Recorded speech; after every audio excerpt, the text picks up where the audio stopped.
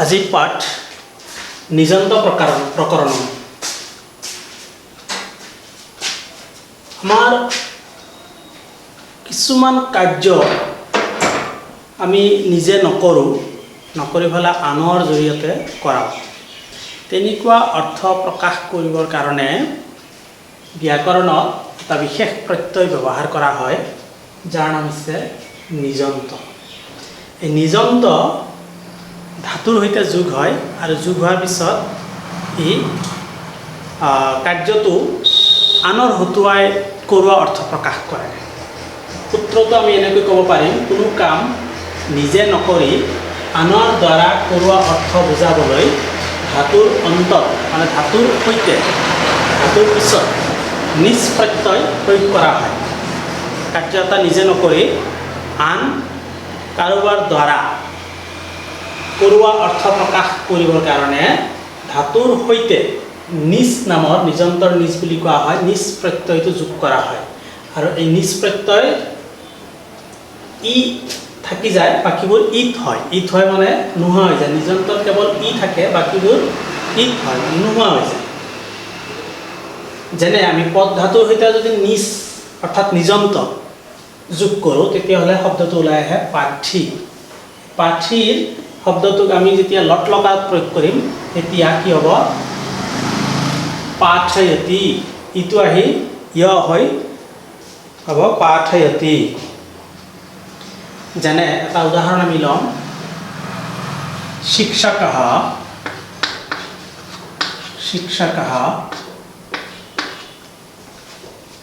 ছাত্ৰম পাঠয়তি। ইয়াতে চোৱা যাওক, শিক্ষকः শিক্ষকে ছাত্ৰক পাঠয়তি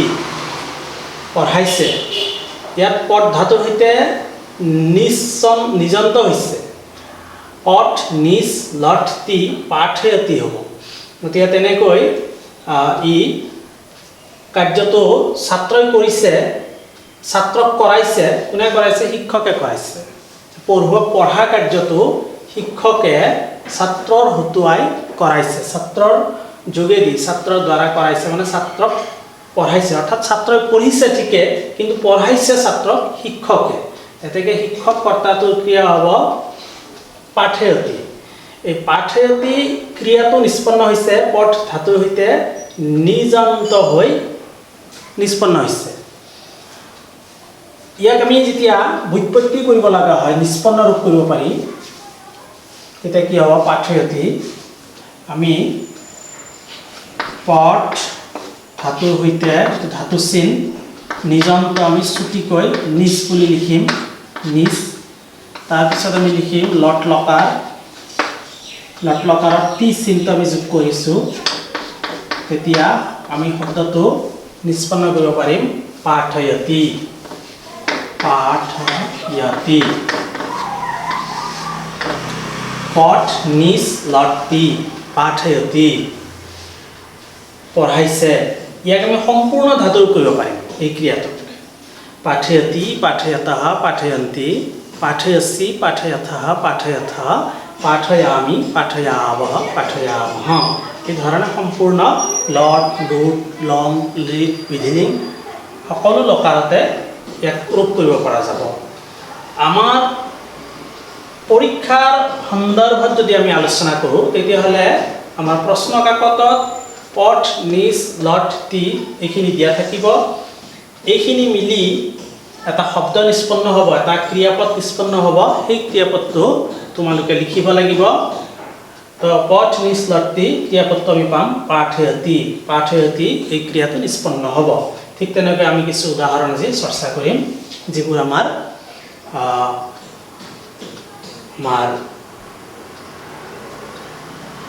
পৰীক্ষাসমূহত ইতিপূৰ্বে আহি গৈছে বা পৰৱৰ্তী অহাৰ সম্ভাৱনাও আছে। ঠিক তেনেকুৱা ধৰণৰ আমি কিছু নিষ্পন্ন ৰূপ আজি ইয়াক কৰিম। তোমালোকে সকলোৱে লিখি ল'বা আৰু মনোযোগেৰে আয়ত্ত কৰি ল'বা।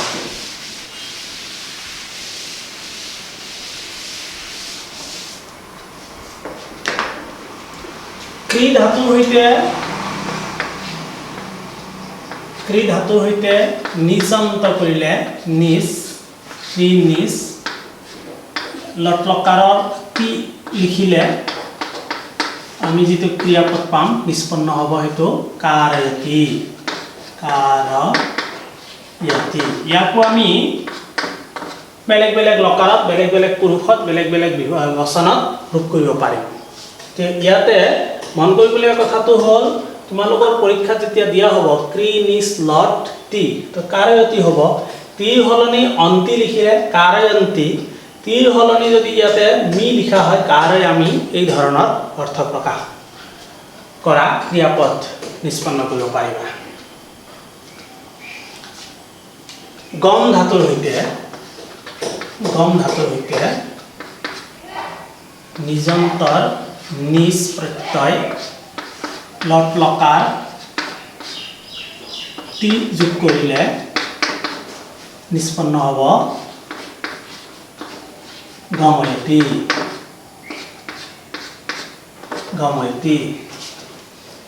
গম ধাতু এইটো ঠিক তেনেকৈ দৃশ ধাতু হ'লে ধাতুটো দৃশ এতিয়া চুটিকৈ লিখিছোঁ গোটেই লিখা নাই নিশ্চয় বুজি পাবা এনেকৈ দিলেও দৃশ নিজ লটটি কি হ'ব দৰ্শয়তি দৃশ নিজ লটটি দৰ্শয়তি ঠিক তেনেকৈ সি ধাতু খোৱা অৰ্থত সি ধাতু হ'লে কি হ'ব সাহায্যতি মানে খুৱাইছে ইয়াতে পাৰ্থক্যমান কৰা এটা আমি উদাহৰণেৰে চাওঁ এই পাৰ্থক্য শিশুহু সেতে শিশুটোৱে নিজে শুইছে সি ধাতু আপোনপদী হয় লট লকাৰত যোগ কৰিলে সেতে হ'ব শিশুহু সেতে শিশুটোৱে শুইছে মানে নিজে শুইছে কিন্তু আমি যদি কওঁ মাতা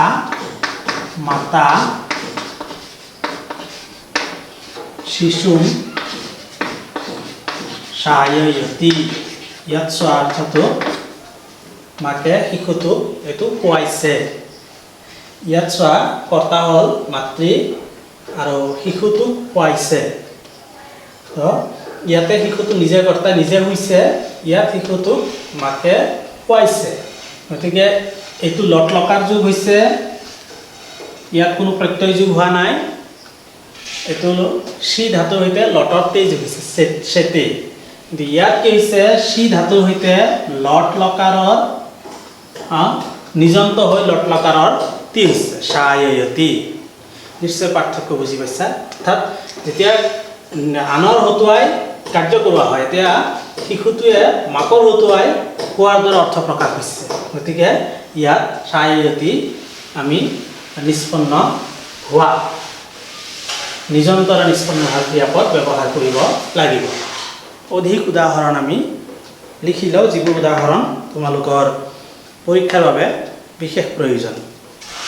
দা ধাতু ল'লে ধাতুটো যদি দা লোৱা দিয়া অৰ্থত শব্দটো পাম আমি উত্তৰ পাম নিষ্পন্ন শব্দটো হ'ব দাপয়তি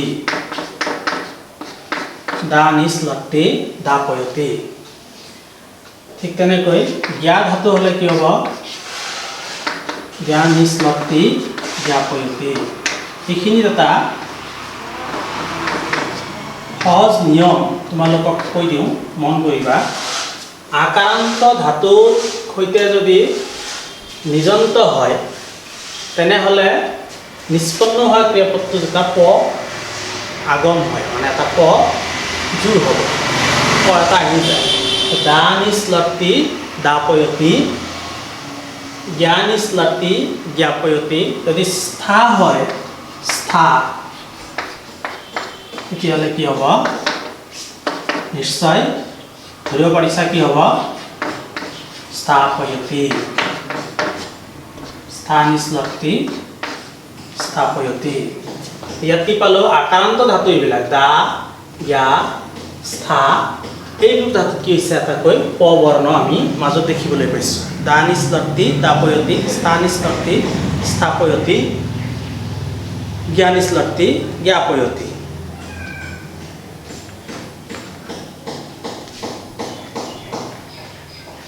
আৰু কিছু উদাহৰণ আমি লিখি লওঁ এইবোৰ তোমালোকে সুন্দৰকৈ বহীত লিখি লৈ আয়ত্ত কৰিবা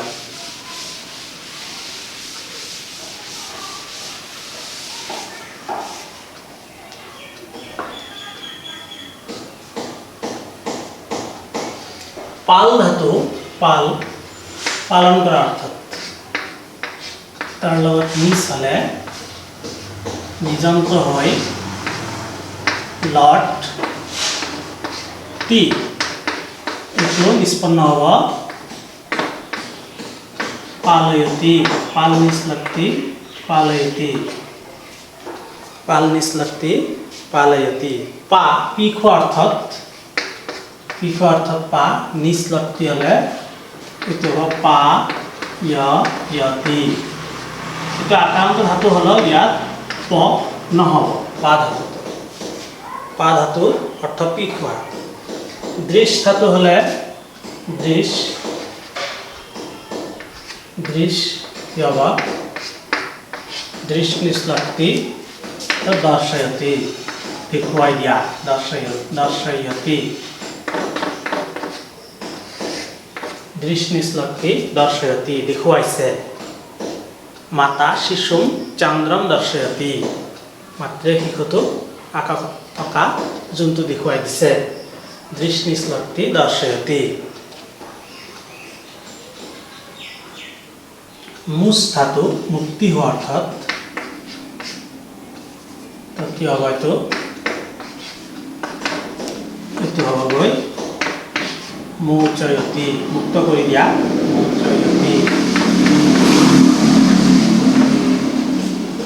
মোচয়তি নম নমস্কাৰ কৰা নিজে কৰিছে নমস্কাৰ কিন্তু আনৰ হতুৱাই কৰাইছে এতিয়া কি হ'ব নময়তি নম নিষ্লক্তি নময়তি ঠিক তেনেকৈ বোধ বুজি পোৱা অৰ্থত বোধ এইটো বোধয়তি বুজাইছে বোধয়তি নিজে বুজি পোৱা আৰু আনক বুজাই দিয়া নিজে বুজি পোৱাটো এইটো বোধ ধাতু লট লগা কৰিব লাগিব আমি তাত নিযন্ত্ৰ নহ'ব আৰু যেতিয়া আনক বুজোৱা হয় তেতিয়া বোধয়তি আনক সম্বোধন কৰা বোধিত কৰা তেতিয়া কি হ'ব নিযন্তৰ কৰি বোধয়তি চুৰ ধাতু চুৰি কৰা অৰ্থাৎ চুৰ নিষ্লক্তি এতিয়া আমি ক্ৰিয়াপদটো পাম চৌৰয়তি চুৰি কৰাইছে চৌৰয়তি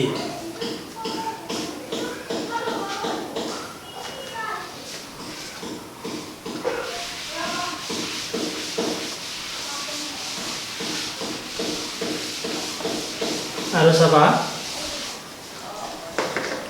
পূজ ধাতু হলে পূজা কৰা অৰ্থাৎ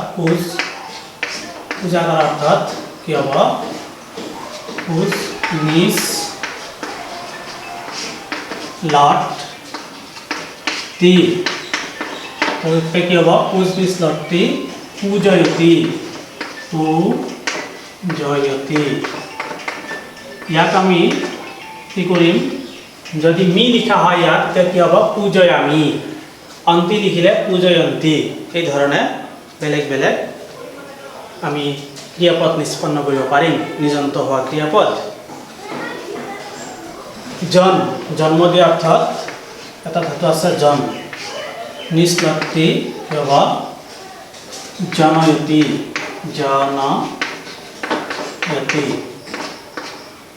এই ধৰণে আমি ক্ৰিয়াপদ পাম জন নিষ্লক্তি জনয়তি অধি উপসৰ্গ এটা লওঁ তাৰপিছত আমি এটা ধাতু লওঁ ই ধাতুৰ অৰ্থ অধ্যয়ন কৰা নিষ্লক্তি এতিয়া হ'বগৈ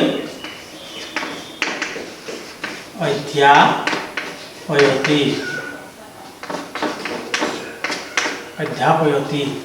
অধি ই নিষ্লক্তি অধ্যাপয়তি নশ ধাতু নাশ কৰা অৰ্থাৎ নশ এইটো হ'বগৈ নাশয়তি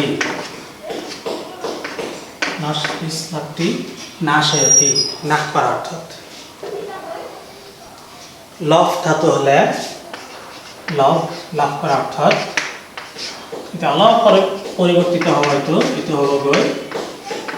লম্ভয়তি অলপ ৰূপটো সলনি হৈ যাব লভ ধাতু লম্ভয়তি পচ ধাতু যদি আমি লওঁ পচ ৰন্ধা অর্থাৎ এতিয়া কি হ'বগৈ নিশ্লক্তি পাচয়তি পচ নিশ্লক্তি পাচয়তি নৃত নাচা অর্থাৎ নৃত ধাতু নাচা থকা নিশ্লক্তি নর্তয়তি নৃত নিশ্লক্তি নর্তয়তি নৃত্য কৰা এনেকুৱা অৰ্থাৎ আমি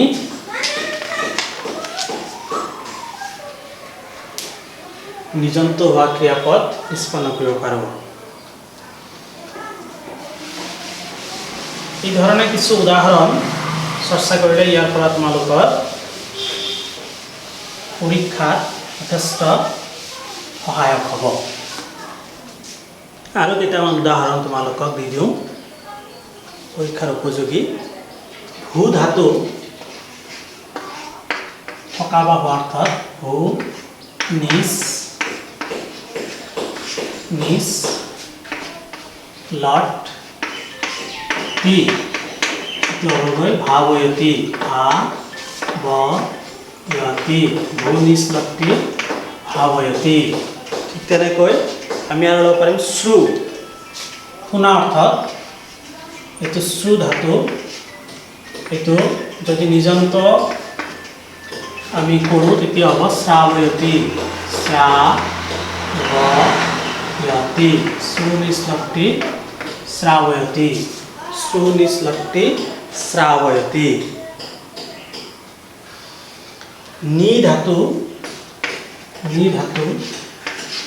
নি ধাতু কৰিলে অলপ পৰিৱৰ্তিত হ'ব নায়য়তি এইবোৰ লিখি ল'বা যথেষ্ট সহায়ক হ'ব তোমালোকৰ নি নিশ্লক্তি নায়য়তি বহ ধাতু যদি আমি লওঁ বহ এতিয়া ইয়াক নিজন্ত কৰিলে হ'ব বাহয়তি বহন কৰা অৰ্থত বাহয়তি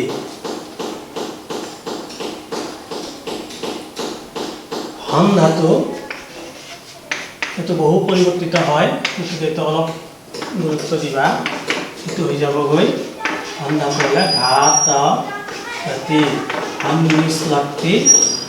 ক্ৰিয়াপদটো হ'বগৈ নিষ্পন্ন হোৱা পদটো হ'বগৈ ঘাতয়তি হন নিশ্লক্তি ঘাতয়তি সিদ্ধ এইটো এটা ধাতু লটটি হ'ব সাধয়তি সাধয়তি সিদ্ধ হ'লে সাধয়তি এইটো এটা আমি ক্ৰিয়াপদ পাওঁ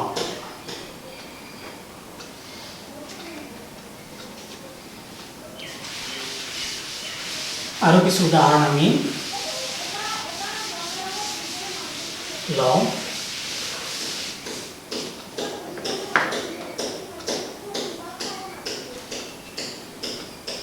গণ ধাতু গণনা কৰা গণ নিচ লট টি গণয়তি গণ নিশ্লক্তি গণয়তি গণ নিশ্লক্তি গণয়তি গৈ ধাতু গোৱা অৰ্থত গীত গোৱা অৰ্থত গৈ ধাতু এইটোকে যদি আমি নিজন্ত কৰোঁ এইটো গৈ নিশ্লক্তি গায়তি এইটো হ'বগৈ গায়তি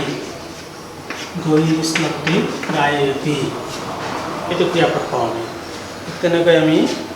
গ্ৰহ ধাতু ল'লে গ্ৰহণ কৰা অৰ্থত গ্ৰহ ধাতু এইটো হ'বগৈ গ্ৰাহয়তি গ্ৰহণ কৰাইছে গ্ৰাহয়তি জাগ্ৰী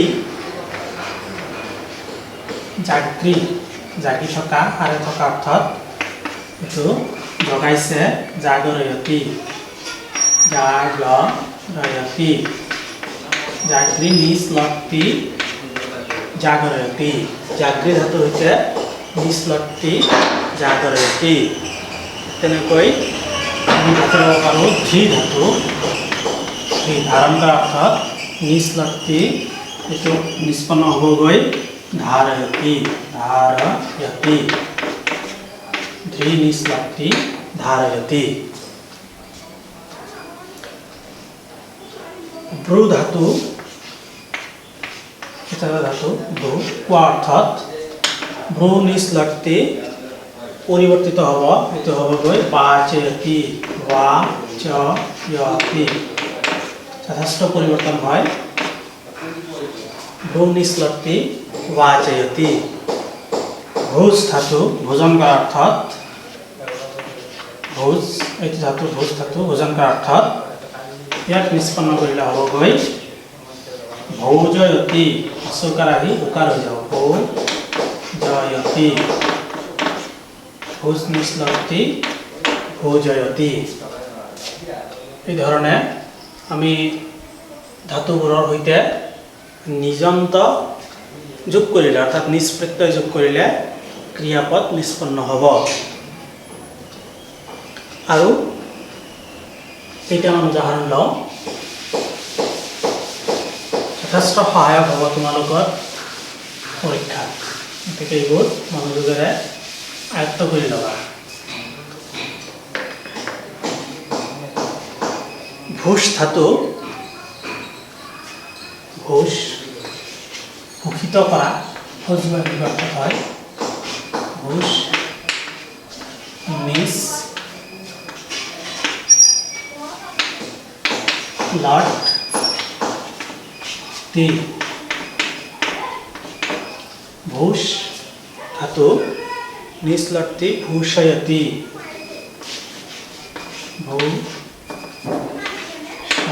ভূষয়তি এইটো বিশেষ পৰিৱৰ্তন নাই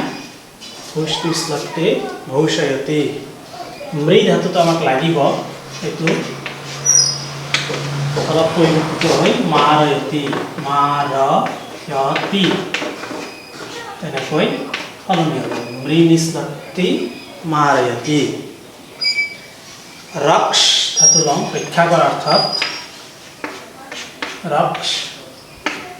এইটো বিশেষ পৰিৱৰ্তন নহয় এইটো হ'বগৈ ৰক্ষয়তি ৰক্ষতি নিজে ৰক্ষা কৰিছে ৰক্ষয়তি ৰক্ষা কৰোৱাইছে এনেকুৱা অৰ্থত হ'ব স্মৃ ধাতু স্মৰণ কৰা স্মৃ নিশ্লক্তি এইটো হ'বগৈ স্মাৰয়তি স্মাৰয়তি মনত পেলাই দিয়া এনেকুৱা অৰ্থত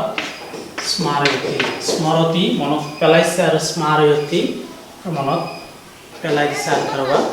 এনেকুৱা অৰ্থত স্মৃ ধাতু নিজন্ত আমি কৰিব পাৰিম এনেকৈ আমি নিজ প্ৰত্যয় যোগ কৰি যিবোৰ ক্ৰিয়াপদ পাওঁ সেই ক্ৰিয়াপদেৰে আমি বাক্য ৰচনা কৰিব পাৰিম তোমালোকৰ পৰীক্ষাৰ সহায়ক হোৱাকৈ পৰীক্ষাৰ বাবে কিছু প্ৰয়োজনীয় ধাতু আৰু সেইবোৰৰ নিজন্ত ৰূপ হ'লে কি ধৰণে ক্ৰিয়াপদ নিষ্পন্ন হয় সেই সম্পৰ্কে কিছু বিষয় দিয়া হ'ল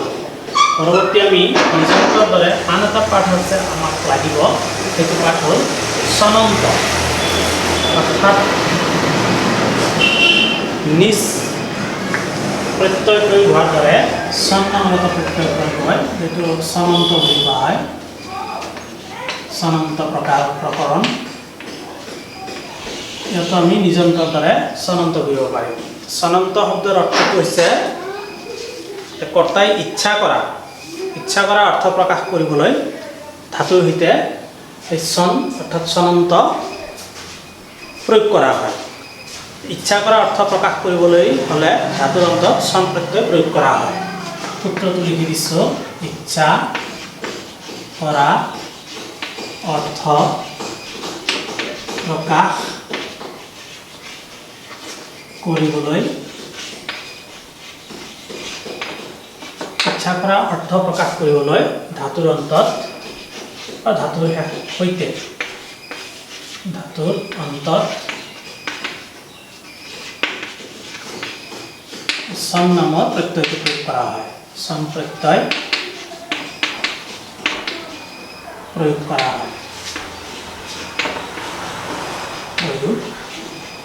কৰা হয়। অৰ্থাৎ ধাতুৰ সৈতে যেতিয়া চন প্ৰত্যয় প্ৰয়োগ কৰা হ'ব তেতিয়া সেই ধাতুৰ ক্ৰিয়াপদ যি নিষ্পন্ন হ'ব তাৰ অৰ্থ হ'ব ইচ্ছা কৰা অৰ্থ। যেনে যাবলৈ ইচ্ছা কৰিছে যি গমিষ্যতি, ঠিক তেনেকৈ কৰিবলৈ ইচ্ছা কৰিলে আমি ক্ৰিয়াপদটো লিখিব লাগিব চিকীৰ্ষতি। কোনো কৰ্তাই যেতিয়া কোনো কাৰ্য কৰিবৰ কাৰণে ইচ্ছা কৰিব তেতিয়া কি হ'ব, তাত চনত ক্ৰী ধাতুৰ সৈতে চনন্ত যোগ কৰিলে চিকীৰ্ষতি এনেকুৱা ধৰণৰ ক্ৰিয়াপদ নিষ্পন্ন কৰিব পৰা যাব। আমি কিছু উদাহৰণ আমি লৈ লওঁ।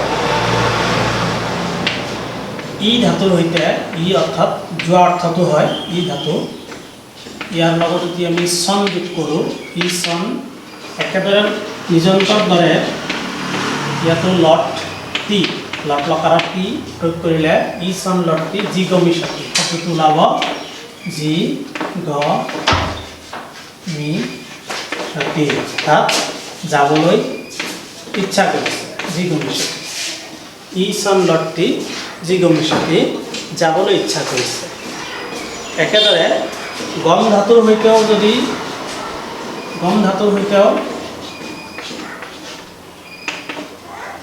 চন প্ৰত্যয় প্ৰয়োগ কৰা হয় তেতিয়াহ'লে ক্ৰিয়াপদটো একে ওলাব, যি গমিষ্যতি আমি পাম, যি গ মি সতি। ইয়াত দেখা গ'ল দুয়োটা ধাতুৰে, ই ধাতুৰ অৰ্থ যোৱা, গম ধাতুৰ অৰ্থ যোৱা। ই ধাতুৰ সৈতে চন প্ৰত্যয় যোগ কৰিলে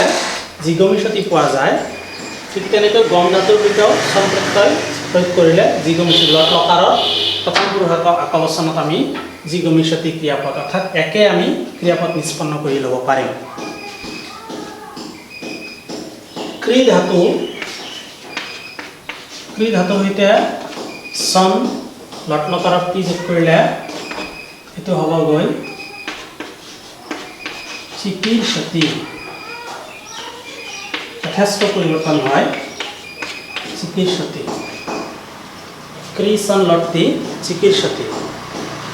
তেনেকৈ গৈ, গীতটো অৰ্থত গৈ ধাতু এটা আছে,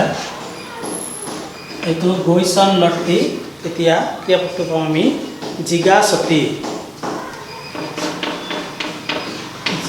জিগাসতি মানে গাবলৈ ইচ্ছা কৰিছে, গীত গাবলৈ ইচ্ছা কৰিছে, জিগাসতি গীত গাবলৈ ইচ্ছা কৰিছে এনেকুৱা অৰ্থত হয়। ইয়াৰ ধাতুৰ সৈতে এইটো গ্যাস ধাতুৰ সৈতে চন লট লকাৰত আত্মনবোধক প্ৰয়োগ হ'ব, এইটো তে, এতিয়া আমি লিখিম জিজ্ঞাসতে, জিজ্ঞাসতে জানিবলৈ ইচ্ছা কৰিছে, জিজ্ঞাসতে। জ্ঞাসন লটতে জিজ্ঞাসতে জানিবলৈ ইচ্ছা কৰিছে। দৃশ ধাতু যদি আমি লওঁ চোৱা অৰ্থত, দেখা অৰ্থত, তেতিয়া আমি ক্ৰিয়াপদটো পাম দৃশ ধাতুৰ সৈতে চন লট তে, ক্ৰিয়াপদটো পাম দৃশ চন লট তে দিদৃক্ষতে, তে লিখিলে আমি দৃক্ষতে পাম, দিদৃক্ষতে দৃশ্যতে আমি চাবলৈ ইচ্ছা কৰিছে। দৃশ ধাতুৰ অৰ্থ দেখা বা চোৱা, তাৰ সৈতে চনন্ত প্ৰত্যয় কৰিলে দা ধাতু আমি লওঁ, দিয়া অৰ্থত দা চন লট টি হ'ব, বা তে হ'ব পাৰে তি হ'লে দিচ্ছতি তে হ'লে দিচ্ছতে এটিও পৰিৱৰ্তন এইটো হ'বগৈ দিচ্ছতি তোমালোকে চাই ল'বা প্ৰশ্নত কি আহে তে থাকিলে তে লিখিবা আৰু তি থাকিলে তিয়ে লিখিবা অৰ্থাৎ আত্মনেপদত আহিলে আত্মনেপদতে লিখিব লাগিব পৰস্মৈপদত আহিলে পৰস্মৈপদতে লিখিব লাগিব দাসন লটতে লটতি দিচ্ছতি পচ এইটো পচ ধাতুৰ ৰন্ধা অৰ্থত পচন লটতি এইটো হ'ব পি পক্ষতি বিপক্ষতি পি পক্ষতি যথেষ্ট পৰিৱৰ্তন হয় বিপক্ষতি ৰান্ধিবলৈ ইচ্ছা কৰিছে পচ সন লটতি বিপক্ষতি ৰান্ধিবলৈ ইচ্ছা কৰিছে এনেকুৱা অৰ্থত ক্ৰিয়াপদটো নিষ্পন্ন হ'ব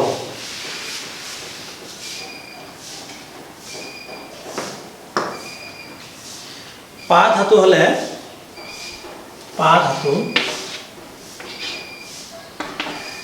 পা সন লট তি এতিয়া হ'বগৈ পিপাসতি পিপাসতি পিপাসতি ভোজ ধাতু ভোজ এইটো হ'ব বুভুক্ষতি ভোজ সন লট তি বুভুক্ষতি পৰিৱৰ্তন হয় যথেষ্ট বুভুক্ষতি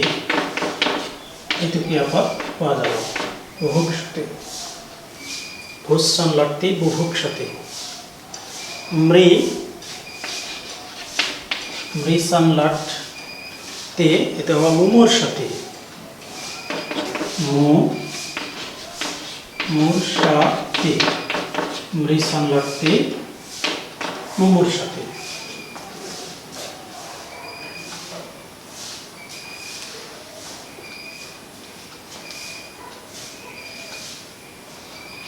সু ধাতু শুনা অৰ্থত সনন্ত প্ৰয়োগ হ'লে কি হ'ব সু ধাতু শুনা অৰ্থত সু সন লট তে শুশ্ৰূষতে শুনিবলৈ ইচ্ছা কৰিছে সু ধাতু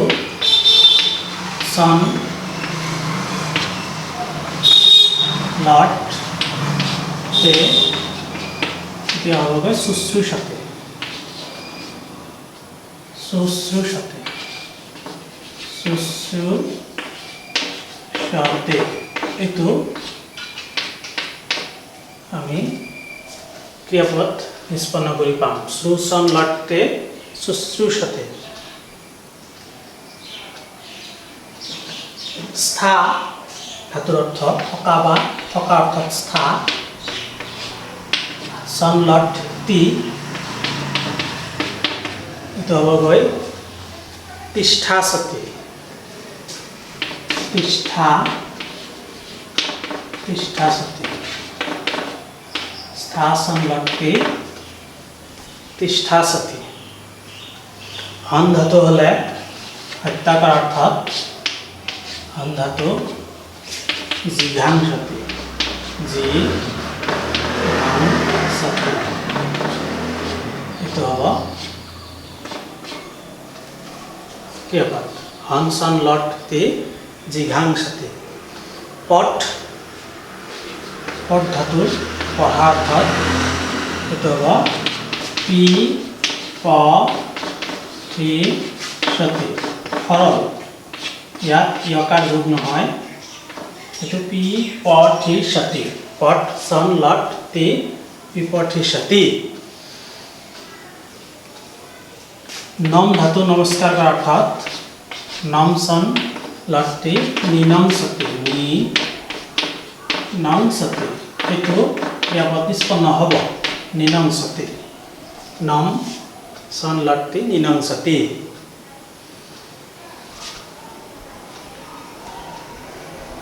নৃত ধাতু